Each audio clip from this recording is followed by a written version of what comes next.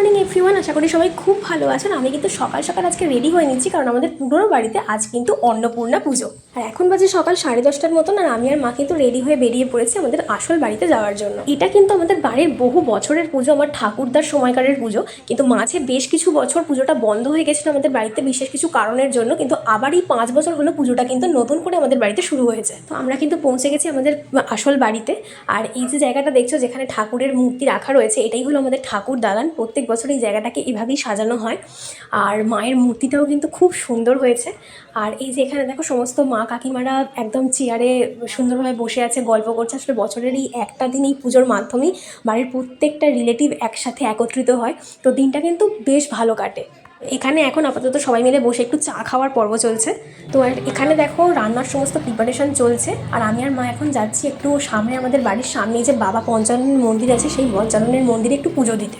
আসলে আমরা যখনই আমাদের এই বাড়িতে আসি, বাবা পঞ্চানন ঠাকুরের মন্দিরে কিন্তু পুজো না দিয়ে কখনো যাই না। আর এই সব কিছুর মধ্যে আমাদের এই ছোট্ট মেঘমার এই সুন্দর ডান্স পারফরমেন্সটা কিন্তু আমাদের সকলের মনটাকে আরও বেশি ভালো করে দিয়েছিল।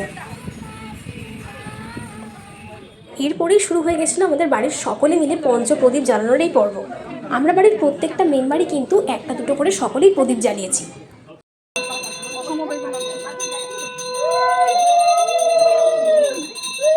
তো এখন বেজে গেছে বেলা প্রায় 1:30টার মতন, খাওয়া দাওয়ার সময় তো হয়েই গেছে। তো ফার্স্ট ব্যাচ বসানোর জন্য এখানে এখন টেবিল রেডি করা হচ্ছে। আর আমাদের ফার্স্ট ব্যাচের খাওয়া দাওয়া তো এখানে শুরু হয়েই গেছে। আর আমাদের মেনুতে যেটা ছিল সেটা তোমাদেরকে বলে রাখি। গরম গরম খিচুড়ি, সাদা ভাত, শুক্তো, ডাল, আলু ভাজা, এঁচোড়ের তরকারি, ধোকার ডালনা, চাটনি, পাঁপড় আর পায়েস।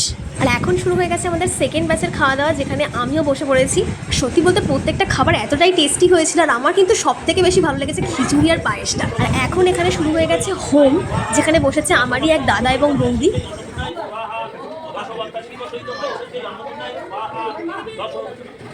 তো চলো, পুজো তো শেষ, এখন বাড়ি ফিরতে ফিরতে আজকের ভিডিওটাকে আমি এখানেই এন্ড করছি। যদি ভিডিওটা ভালো লেগে থাকে প্লিজ লাইক কমেন্টস করতে ভুলো না, আর আমার চ্যানেলটাকে সাবস্ক্রাইব করতেও কিন্তু ভুলো না। তো চলো, আজকের মতো টাটা।